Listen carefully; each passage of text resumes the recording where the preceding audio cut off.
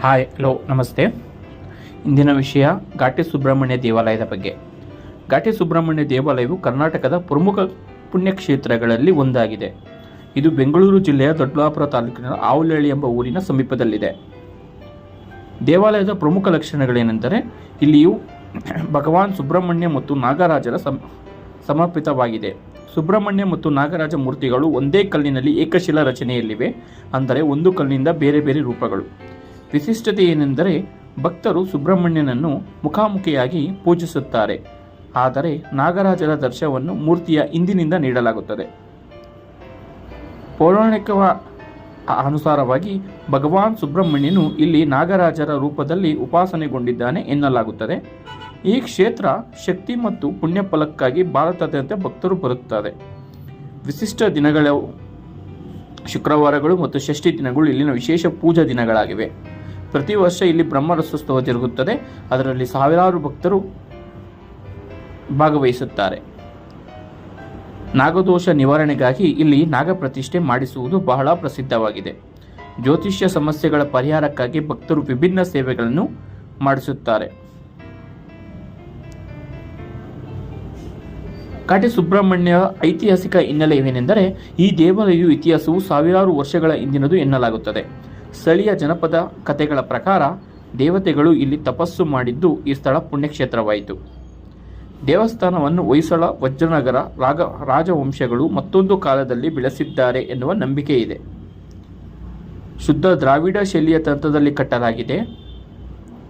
ಗೋಪುರವು ಸೊಗಸಾದ ನಕ್ಷಿ ಕಲೆಯಿಂದ ಕೂಡಿದೆ. ಕೇಂದ್ರ ಗರ್ಭಗುಡಿಯಲ್ಲಿ ಸುಬ್ರಹ್ಮಣ್ಯ ಸ್ವಾಮಿ ಮತ್ತು ಮುಳಿಯ ನಾಗದೇವತೆಯು ಮೂರ್ತಿಯು ಏಕಕಲ್ಲಿನಲ್ಲಿ ಕೆತ್ತಲ್ಪಟ್ಟಿದೆ. ಈ ಮೂರ್ತಿಗೆ ಹಿಂದೆ ಹೋಗಿ ನೋಡಿದರೆ ನಾಗರಾಜ ದರ್ಶನ ದೊರೆಯುತ್ತದೆ. ಇದು ದೇವಾಲಯದ ವಿಶಿಷ್ಟ ಅಂಶ. ಇಲ್ಲಿನ ಧಾರ್ಮಿಕ ಮಹತ್ವವೇನೆಂದರೆ ಸುಬ್ರಹ್ಮಣ್ಯ ದೇವರು ನಾಗದೇವತರ ಜೊತೆ ಇರುವುದರಿಂದ ಇಲ್ಲಿಗೆ ನಾಗದೋಷ, ಕಾಳಸರ್ಪದೋಷ ನಿವಾರಣೆಗೆ ಭಕ್ತರು ಬರುವರು. ಮಕ್ಕಳು ಆಗದ ದಂಪತಿಗಳು ಇಲ್ಲಿಗೆ ಬಂದು ಸರ್ಪ ಪ್ರತಿಷ್ಠೆ ಮಾಡಿಸುತ್ತಾರೆ. ಭಕ್ತರು ಇಲ್ಲಿ ನೂಲಿನ ತಂದು ಹಿಡಿದು ತಮ್ಮ ಕೋರಿಕೆಗಳನ್ನು ಈಡೇರುತ್ತದೆಂದು ನಂಬುತ್ತಾರೆ. ಇಲ್ಲಿನ ಉತ್ಸವಗಳು ಮತ್ತು ವಿಶೇಷ ದಿನಗಳೇನೆಂದರೆ ಶುದ್ಧ ಷಷ್ಠಿ ಪ್ರತಿ ತಿಂಗಳು 6ನೇ ತಿಥಿಯಲ್ಲಿ ವಿಶೇಷ ಪೂಜೆ ನಡೆಯುತ್ತದೆ. ತಮಿಳುನಾಡು ಕನ್ನಡ ಸಂಪ್ರದಾಯದ ಉತ್ಸವ ನಡೆಯುತ್ತದೆ. ಬ್ರಹ್ಮರಥೋತ್ಸವ ವರ್ಷದಲ್ಲಿ ಒಂದು ಬಾರಿ ನಡೆದ ಬಹುಮಾನ್ಯ ರಥೋತ್ಸವ ಎಂದು ಹೇಳುತ್ತಾರೆ.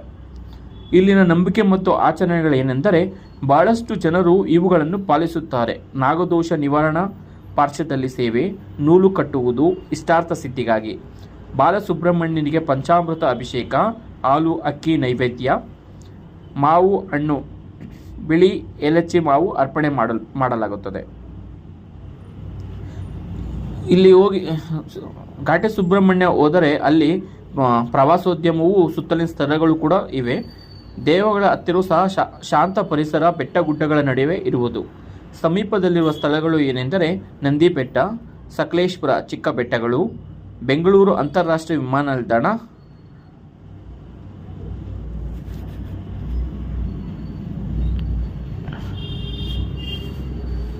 ಇದು ದೇವಾಲಯದ ಬಗ್ಗೆ ತಿಳಿಸಿದ್ದೇನೆ. ಇನ್ನೂ ಹೆಚ್ಚಿನ ವಿಡಿಯೋಗಳಾಗಿ ನನ್ನ ಚಾನಲ್ ಸಬ್ಸ್ಕ್ರೈಬ್ ಮಾಡಿ.